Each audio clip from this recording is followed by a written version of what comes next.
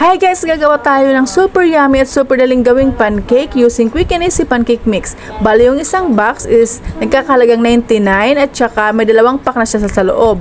Yung ginamit ko isang pack lang at saka nilagyan ko siya ng dalawang itlog. Pero pwede nyo namang isang itlog lang gamitin nyo, kayo lang po yung bahala. Pagkatapos na nilagyan ko siya ng water at saka hinalo ko siya sa flour with egg hanggang sa maging ganito yung consistency ng flour. Pag ganyan na po siya, pwede na po siyang lutuin. At saka nilagyan ko yung pan ng konting-konting oil lang at saka inihalo ko na lang para tipid din.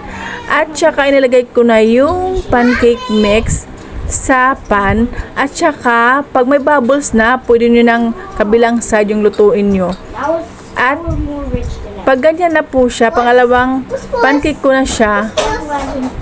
Bali, 4 lang yung nandito pero yung nagawa ko talaga is 8. At sobrang nag-enjoy yung mga bata.